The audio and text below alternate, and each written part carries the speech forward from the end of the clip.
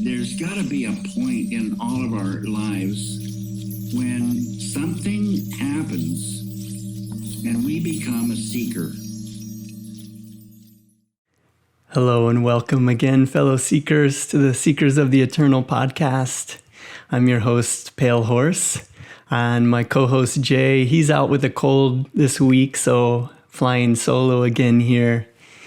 And this is a really great episode because we get to now finally dive into the beginning of the Ramayana story and to begin to pull out lessons that we can start to use in our life. And this one is a very powerful group of lessons that I've been putting to practice currently in a lot of ways.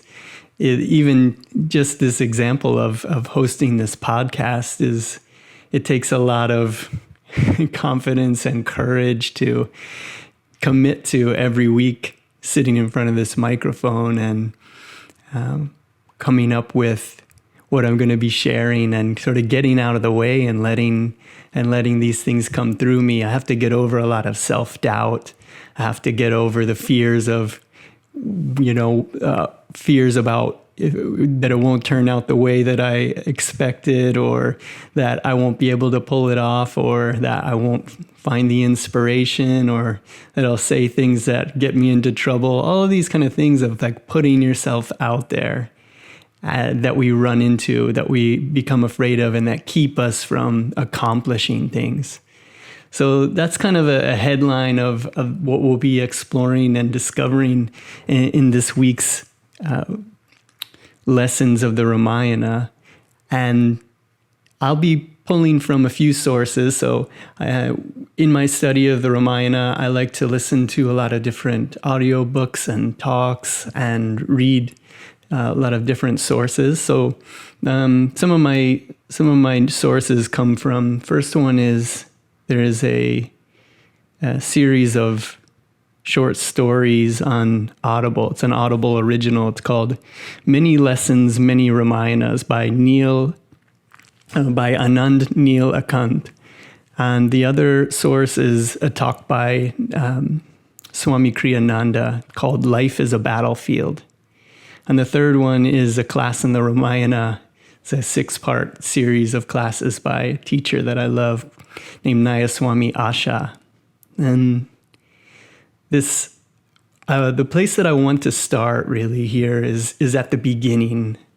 And it's known that the original writer of the Ramayana, it's a very interesting roots of this story, because they say that the poet who wrote the Ramayana, the one who first gave form to the Ramayana in Sanskrit before it was passed down from generation to generation to generation. But the first poet to ever put the Ramayana into form, into written language, was actually a murderous robber. His name was Ratnakara. And he used to sit in the forest, wait in the forest for passers-by with his sword unsheathed. And when a passer would come by, he would rob them, take their belongings, and often kill them. This is a strange place for us to start here. You would think that a holy book, this story, would not have such nefarious author as its as the way that it started wouldn't be from an author like this that's a murderous robber. And Ratnakara, he would consider himself it's like who would be worse than a murderous robber, so Ratnakara, he is the future poet of the Ramayana, but at this point he was just a hungry murderous robber. So as the story starts, one day he's waiting in the forest for passers-by, and this great sage named Narada ends up walking towards him in the forest. And Ratnakara is waiting for him. He's hungry and he is looking for, at any cost, to feed himself and to feed his family. And so he approaches the sage Narada with this sword, and he sees that Narada is carrying his veena, his musical instrument, and he wishes to take that from the sage so that he could sell it and feed his family. And the sage Narada, it's imagine like a Jedi walking through the forest, totally calm, unafraid of this man that has a sword drawn in front of him. He asks Ratnakara, he says, "Why do you rob people?" And Ratnakara tells him, "Because I'm hungry to feed my family. We're poor. What do you want us to do? This is how I feed my family. This is my job, and everyone has to have a job, and this is my job." And the sage says to him, "Well, isn't it against Dharma to feed your family in this way, to rob and kill people for their possessions?" And really, Ratnakara, he is kind of stunned by this questioning, saying, I'm doing it for my family. I'm doing it out of love for them. How could it be against Dharma? I'm doing my duty. I'm a good man, and the more that we look into the plight and the situations of others, so often we realize that everybody really kind of sees themselves as the good guy, even if they're murdering people for their belongings. They don't often see themselves in that way of being evil. They're really only doing what they have to do to survive, and how could that be wrong? And so as he asks him, "Why do you rob people to feed your family?" And he tells him that I do this out of love for my family and to feed them, to clothe them. And he says, "Does your family know that you're a robber?" And he says, "Of course they do." And he says, "Well," the sage says to him, the sage Narada says to him, "Well, is your family willing to take the fruits of your bad karma? Are they willing to eat the fruits of your bad karma?" And Ratnakara says, "Of course they are. We're in this together. I do this for them. I do this to feed them. Of course they would be willing to be in this with me and be responsible for the fruits of the karma that I have to take on in order to do my duty as a husband." And he says, "Well, why don't you ask them? And if they aren't, what will you do? And would you leave them, and would you do things another way? Would you explore the spiritual path? Would you come with me?" "Yes, I would. If they're not willing to eat the fruits of my karma with me, then I would come with you." And so Ratnakara takes the sage Narada back to his home, and the sage waits a distance away, watching the interaction between Ratnakara and his wife. And as he returns home with empty-handed, the wife and the children are upset that he has come home with nothing. And he asks them if they would be willing to share in the fruits of his bad karma. He says that this sage says that I am taking on a terrible sin by providing for you in this way. Are you not willing to eat the fruits of my karma with me? And they said no. His wife tells him that the way that you take care of us is your duty as the man. Why should we, myself and my children, be responsible for the way that you provide for us? So no, we will not take on your karma for this. And he is shocked and stunned and distraught, and he drops his sword and he walks back to the sage Narada. And he is just completely depressed, and he realizes that saying that he has wasted his life and he has nothing, and that his family basically was just using him for a meal ticket, that they really didn't love him at all. And he wants to be initiated into a spiritual practice, but he says, I'm illiterate, I can't read, I don't have any books, I don't have any teachers, I'm just living alone now here in this forest. What can I do? I'm lost. And he's having all this self-pity. And Narada asks him to be compassionate with yourself, to forgive yourself. And he says to him that what he should do is to chant this one word with devotion, Ram. And as Ratnakara tries to chant this one word, he can't even pronounce Rama.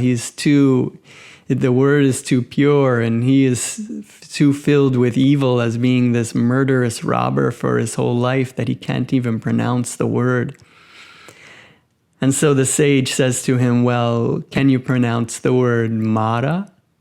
And that word is actually the word for Satan, or for death, or to kill. And so he can easily pronounce this word Mara. And so he tells him to, with determination, with all of your power, chant unceasingly this word Mara, Mara, Mara, Rama. You can see, how that word can change as it is chanted over and over, Mara, Mara, Mara, Mara. And so he decides to do just that, and he sits by the banks of the river Tomasa, and he chants this word with an enormous amount of power and with determination. And he continues to chant this word, Mara, Mara, Mara. And with so much willpower, he chants this word that in not very much time, not very much time, relatively to how long it can take to experience these kind of states. He's chanting this word, and he goes into samadhi, which is a state of divine bliss, of ecstasy. He leaves his body chanting this word with such vigor and such determination that he leaves his body and he merges with the state of bliss, of oneness, and doesn't even realize that as he's doing this, ants begin to be attracted to the sweetness of him. And the ants begin to build an anthill around him, covering his body in an anthill.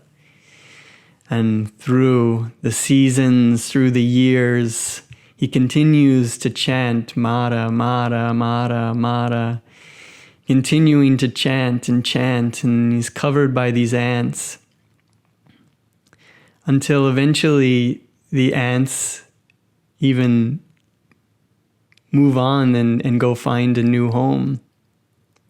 And as he is he notices the ants around him because he can feel their presence, and the ants feel that he is one with them. So they are in this perfect sort of harmony and union.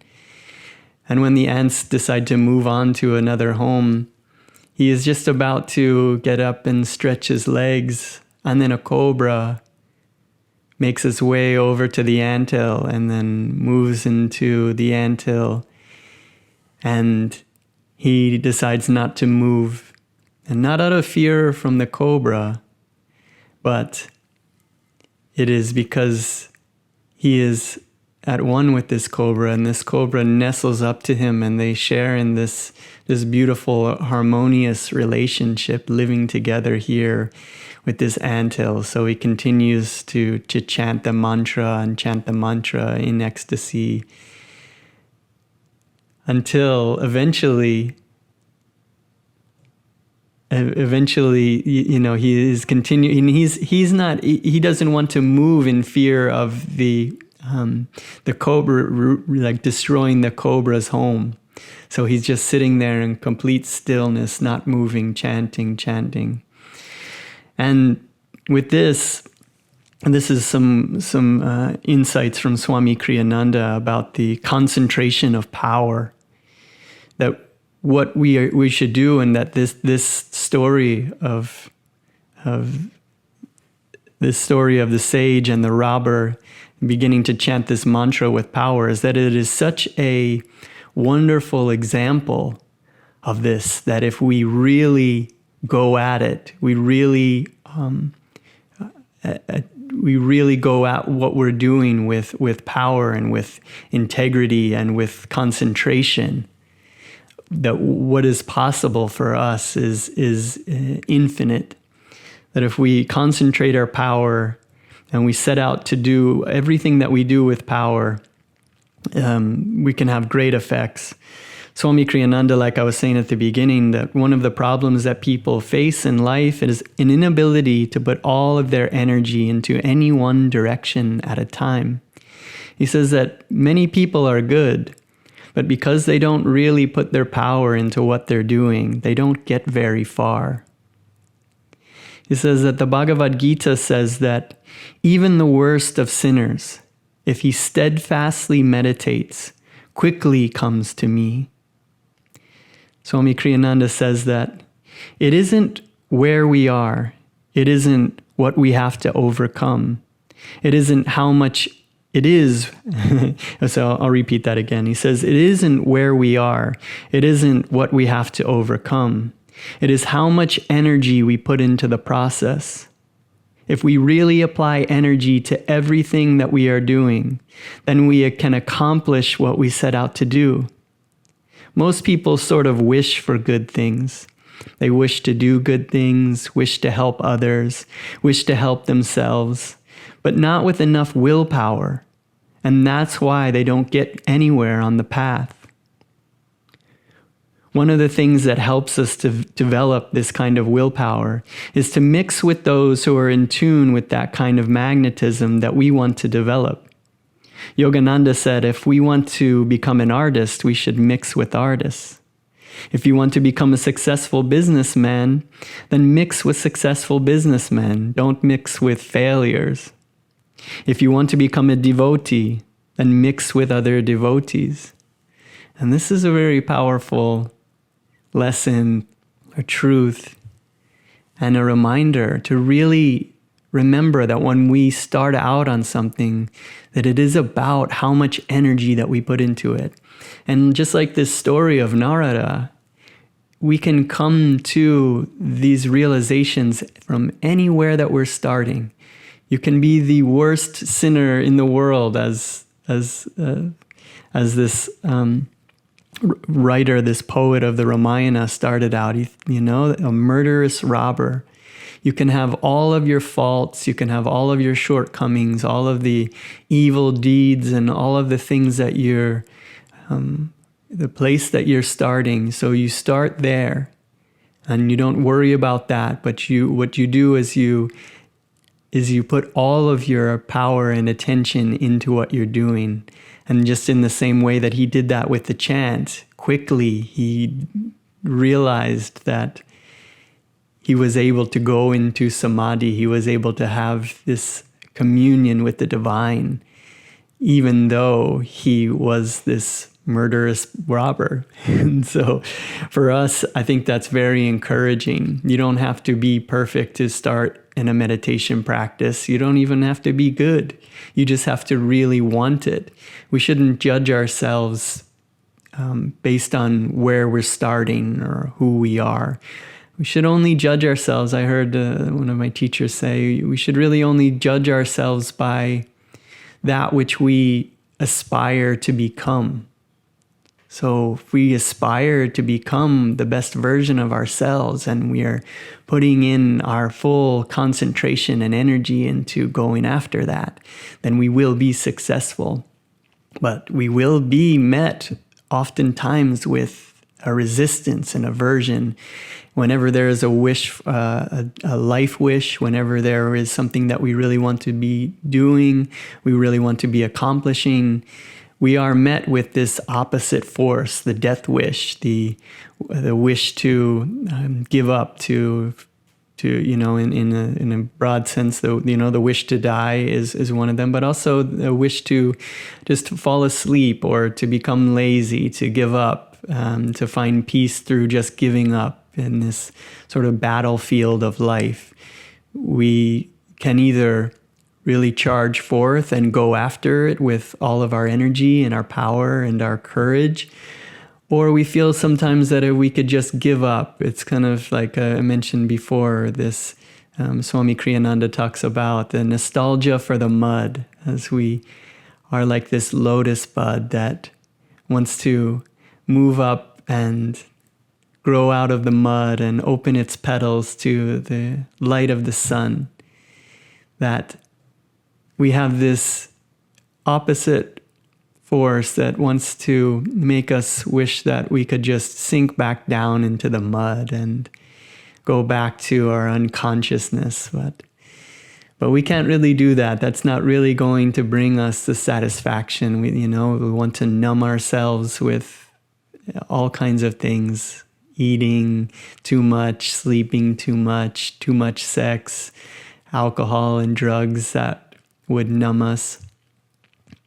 But if we really put our power into it, we can accomplish what we are meant to be doing with our lives. So I want to really encourage us to be doing that, to really strive, and we can create a support system for each other. We can be an environment, just like he says here, if you wish to be an artist, then mix with artists. If you wish to be a successful businessman, mix with other successful businessmen or women. And that will help us to have that sort of environment and that energy, so we can be that for each other, tuning into things like this podcast, rather than doom scrolling through the news and through our feeds and our TikToks and just wasting time. We can tune into teachers and books and people that can really inspire us. We can see aspirational people and emulate what they're doing. We can go to places where there are people who are accomplishing their dreams and their goals and really going after things. So we want to be a group, a community who is doing that and is encouraging each other to do that. And he says here that, this is Swami Kriyananda, the company that you keep, this is paraphrasing a bit here, the company that you keep is very important. But one of the disciples of Yogananda asked, though, what if I am alone? And Yogananda told him, well, am I not always with you? And in that way, we know that God is always with us. Our higher self, you can use whatever word that you want to use. Our higher self is always with us. Our inner guru, just in the way of the story of Hanuman in the Ramayana, he is always chanting Rama, Rama, Rama, Rama. And that way Rama is always with him, even if he is alone. And he says that this is the most important satsang. Satsang is a gathering a spiritual gathering between friends. So the most important satsang is to keep the consciousness of God in our hearts always. You can live alone and advance the best of all. Just like in this story, sitting in the anthill, chanting Rama alone, but feeling that connection with the divine. And so that I wanted to point that out as just with this community as a great way to be around others who are seeking the same thing, seeking to become the best versions of ourselves, seeking to do great things with our life. We didn't come here, like I said in the last podcast, we didn't come into this world to sit around and waste time and to sink back into the mud and to be lazy. So let's go for it, like fearlessly go for it. I'm pushing myself this year and in these past few years to really go for it. Coming out of this pandemic, we've all made a lot of evolution, or maybe we've slid back, but now is the time to really go for it, to just, what the heck, let's really put ourselves out there and see what happens, and go fearlessly with calmness, sweetness, and happiness and whatever we're doing, and with a lot of power in it. I'm finding a lot of motivation with this, and I'm trying to put this into everything I'm doing, and it becomes so much more fun. And seeing this life as a video game, these lessons here that we're talking about, these are ways to see all of the different opportunities for playing the game more skillfully. So we can keep that in mind as we're going through this first story of the poet who wrote the Ramayana. And so as he is sitting and chanting, being covered by this anthill, now with this cobra sitting with him in this just loving harmony as he sits and chants, the sage Narada returns and encourages this new yogi, this new meditator, this previous murderous robber who used to kill people and steal their belongings. He is now unwilling to move as Narada comes and sees him because he doesn't want to destroy the home of the cobra. And Narada is very pleased with hearing these words, but he tells him to get up anyways. Don't think of yourself so important that God will take care of this cobra, and to stand up. And now Sage Narada gives Ratnakara his new name. He says that now your name is Valmiki, which I believe this is in Sanskrit. The meaning of Valmiki means anthill. And he realizes now that this chant, Mara, Mara, Mara, that he's been chanting, he awakens and realizes that he's been chanting, that it had changed from Mara, Mara, Mara, Mara to Rama, Rama, Rama, Rama, Rama, Rama.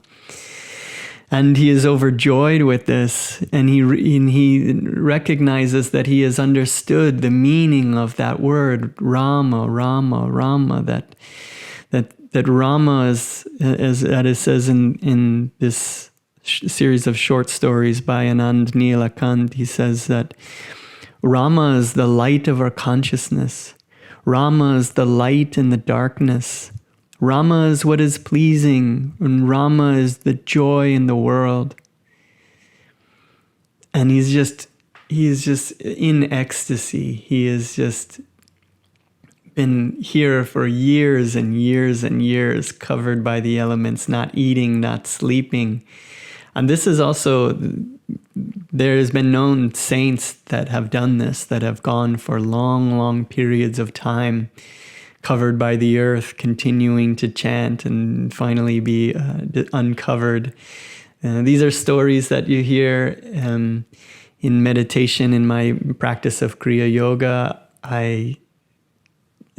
my practice points at ways that is become where I can understand how that could be possible, through mastering the energy in the bodies. Yogis, great master yogis, can not only stop their breaths but stop their heart from beating and go into a state of suspended animation, leaving the body, while the body doesn't age, the cells rejuvenate. This is what is said. This is the promise, and this is what this ancient story is pointing to.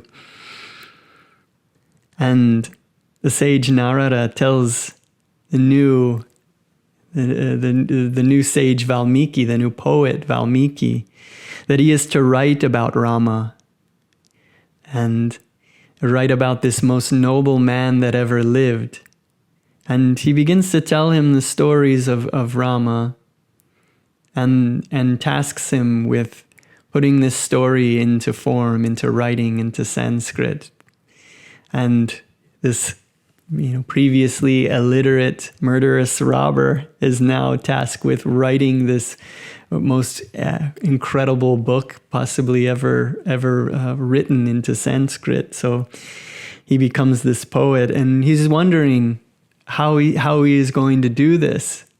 And he is in this ecstatic state, and Valmiki is now wandering the river. They're wandering the river banks, And as he is wandering the river banks and just enjoying the beauty of nature, he feels this complete bhavana with nature, this complete oneness, this ecstasy.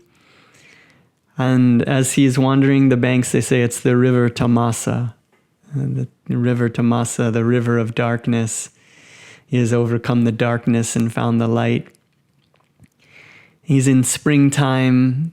They say that love was in the air. He's just enjoying all of the nature and enjoying his life now with this oneness with his higher self. And he's wrapped in ecstasy, and he sees this pair of cranes, in these two lovebirds, these cranes that are in this loving playfulness, mating and enjoying each other. And he is just overjoyed by watching these two birds and realizing the creativity of life and the beauty of it all. And as he's, just in tears with how beautiful this scene is here, this planet Earth, and how beautiful it is when we are freed from all of the distortions that cloud our true vision of this golden lotus world of perfection that it truly is. As he's watching these birds, all of a sudden he sees an arrow fly through the air and pierce the male bird. A hunter has killed this bird for his food. And the female bird is just crying out in anguish, and Valmiki is just so struck by how awful he feels for this bird who's crying in pain, and the female bird who is crying for her mate, that he spontaneously utters this curse to the hunter. And always these ancient Indian stories, these myths are started with a curse. They often begin with a curse. That is usually what sparks the story into what it will become. And in the same way of writing the Ramayana, it begins with a curse. And he's just hit with this flash of anger, and he spontaneously cries out this curse to the hunter, saying, "Don't, brute, you will never have peace. For if you have killed one of the two birds while they were in the act of love." And Valmiki is just in anguish seeing this vision of this, what has just happened. This is a terrible curse to curse somebody with. And in these times when a great sage cries out a curse at you, then that curse comes into fruition. That is just the way that it goes with this. So when these curses are uttered, it is a very big deal. And this is a terrible curse. You will never have peace, for you have killed one of the two birds while they were in the act of love. And Valmiki, he goes back to his ashram, just completely destroyed by what he has seen. Is now moved out of this feeling of ecstasy, and he's just in this terrible state where he's just so much in anguish over what he has seen. But he begins to question and contemplate, why was I moved to that flash of anger? And it occurs to him that the poetic rhythm, that the curse that he uttered, it was exactly the right rhythm for the writing of this story of the great man known as Rama and the Ramayana. So this curse that he utters, he keeps hearing it over and over in his mind.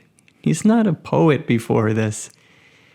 And he realizes that the meter, the rhythm of the words is the exact same way that will be the springboard which will launch him into writing the Ramayana. And they say that he saw the story of the Ramayana just as if you saw something that you were holding in your hand in front of you.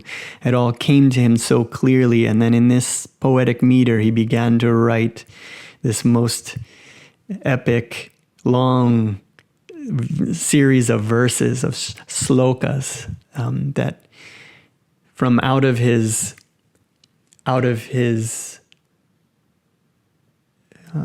sorrow and his empathy for the birds, he writes this. And they say that's what it really takes to be a true poet, to have compassion and to have empathy and to write from a deep place where it's a combination of having empathy and having this deep sense of grief, but at the same time writing this work of beauty.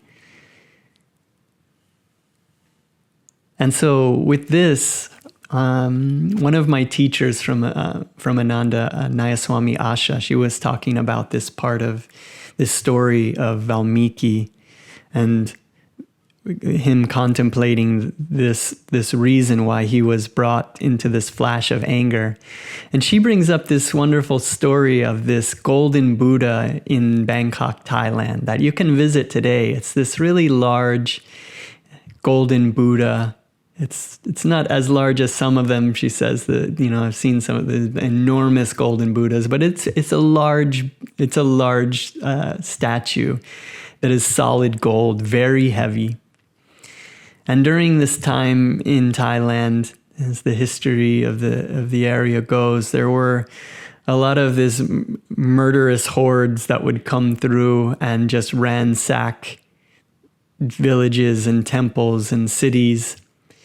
And so as they knew that these hordes were coming through, they decided that they were going to move this golden Buddha out to the edge of the river, and they covered it in plaster so that hopefully if someone saw it, they would just think it's a worthless statue and it's heavy, so there's no need to destroy it or to take it. And it sat there for a long, long time until one day one of the kings or someone there, one of the rulers, decided that we should bring this Buddha. It shouldn't be out there by the river. It should be in the center of the city. And so he hired a engineer, and the engineer brought on a lot of people and horses and pulleys, all of this to be able to move this giant gold Buddha into this, well, they thought it was just a plaster Buddha at this time, to move this plaster Buddha into the center of the city. And so as they began to move it, the engineering failed, and this big plaster Buddha fell and cracked and revealed this solid gold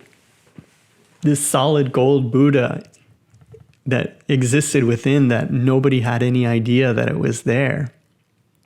And Asha, the takeaway that she was sharing here is that in order for them to discover the golden Buddha, and they needed an engineer who had the courage, she said, the chutzpah to try, but who wasn't really capable of pulling off the job successfully. They needed it to fall and to crack. And she says, and I love this because this really spoke to me when I heard it. She said that one of the most difficult aspects of human life is a guilt and shame and anxiety over our failures, worshiping our mistakes, and being unable to just allow the ups and downs of life to flow. We become very nervous, and we become incapable of expressing ourselves and our talents. We're always anxious because of the fear that it might not come out exactly right. And that really resonates with me, and I know that probably stops a lot of us. We have this guilt and shame over our past failures. We are always mulling over our mistakes over and over in our mind. We're kicking ourselves for everything that we've done wrong, of not being good enough, and that just feels so awful. We should stop doing that. I'm trying to stop doing that, to really recognize, and this story I think well illustrates this, that she says this, this whole story starts, this is a paraphrase here, this whole story starts with Valmiki losing his temper, asking himself, why was I deceived by my emotion? He wonders about why he lost his temper and realizing that out of that terrible curse, a spontaneous rhythmic verse came.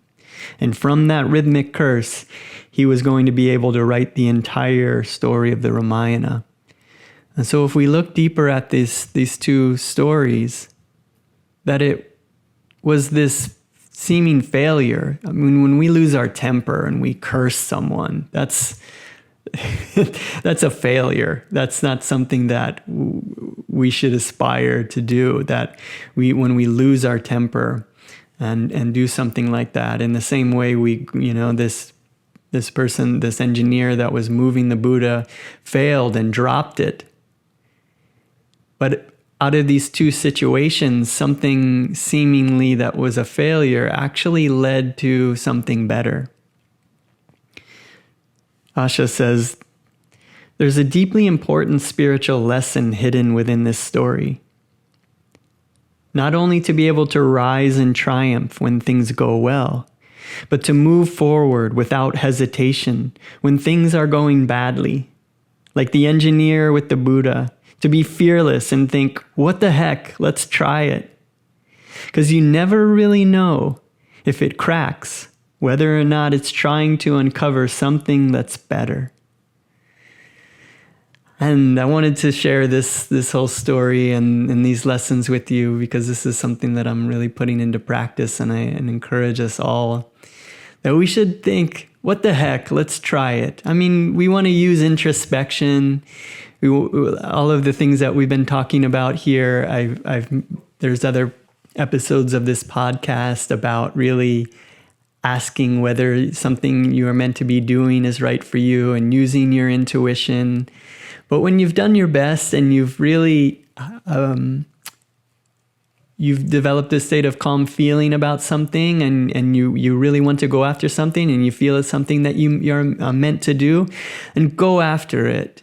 Don't be afraid that it might not turn out the way, because it's just going to keep us wasting time. It's appalling to think about how many lifetimes that we've lived over and over being afraid to take chances, being afraid to put ourselves out there creatively, being afraid to go after something that we want, being afraid to go out and make friends or to start a relationship with someone that we're interested in, or to go after our dreams and to even have dreams. So we should really do that when we're, do all of the things that help us to become calm and to attune to our intuition. And then when we find something that we want to do, let's go through with it, do it. And even if, a lot of times we'll find ourselves having a lot of power and courage and interest at the beginning, but then so part of the way through, we start to lose that momentum sometimes. I notice that in my life. But we should really see it through and go take it all the way to the end, because that will develop more and more magnetism, more and more power within us. It also reminds me too of this idea that just like Valmiki, we have a lot of things that we want to change in ourselves. We have a lot of things that are keeping us from being our best selves. We have a lot of vices, or we have faults and flaws in ourselves that we want to overcome. And if you want to stop smoking, say for instance, or stop drinking, or you want to stop being so lazy and going to the gym, anything like that, that when we overcome that vice, we overcome that thing that we want to overcome, that just like in the Bhagavad Gita, it says that these enemies that we are overcoming, that we don't actually kill those enemies. That when we overcome a deep vice or a challenge or something that we're looking to triumph over, that we don't actually kill that part of ourselves, that we actually become stronger, that we take that energy and it makes us stronger. When we wrestle against a stronger wrestler, when we're fighting against a stronger fighter, and we overcome that, we actually become stronger because of it. So in the case of something very difficult, like wanting to stop smoking, when we keep trying, you say, I can and I will. And if you fail, and start again. And when you overcome that, the strength that you gain from it, not only do you overcome, stop smoking, the health benefits, all of the great benefits that come from being a non-smoker, the financial, the time that you would save, but you also draw to yourself this new strength. And then you get to put that strength into the next thing that you want to overcome, and the next thing that you want to overcome. And then before you know it, you're just knocking these things out because you're becoming stronger and stronger. It's like lifting smaller weights, and maybe if the thing that you want to overcome is too big, pick smaller challenges that you're overcoming, lifting those smaller weights, and then you're becoming stronger and stronger and stronger. And if you're interested in developing a meditation practice, a daily meditation practice, overcoming the resistance to that and putting your full power, if you're looking to start working with these affirmations that we have in the episodes here in the podcast, you become stronger and stronger, and you put that energy, that willpower, and all of your determination into those affirmations. And then just like this murderous robber become poet, sage, Valmiki, the more energy that you put into it, the more quickly that you can develop the things that you're looking to develop. You can cultivate these things that you want to cultivate in your life. You can go to the highest level of achieving samadhi, leaving the body and experiencing the oneness and bliss of the universe, the true state of consciousness, what we truly are, Sat Chit Ananda, ever conscious, ever existing, ever new bliss. So it's been fun sharing this with you. And in the next episode, hopefully I'll have my brother Matt with me, and possibly Jay will be back with us too, talking about this. We're going to be moving into telling the story of the 10-headed demon king, Ravana. And this is the demon king that Hanuman, the monkey deity, comes to earth in order to help Rama defeat this 10-headed demon king who is just ravaging the three worlds. He is seemingly unstoppable, but as the story goes before that I was giving the overview, he only is invincible against gods and demons. He left out. He didn't even consider men and animals as a threat. So this is the demon king, and he has a very intense origin story. And so I'm looking forward to sharing that. There's actually two brothers. It's Ravana and Kumbhakarna, these two evil demons that will be really fascinating to explore and to extract the lessons for ourselves from. So thanks again for joining me. I hope you enjoyed this first lessons of the Ramayana of the Seekers of the Eternal podcast. And I'll see you again next time. Joy to you, friends.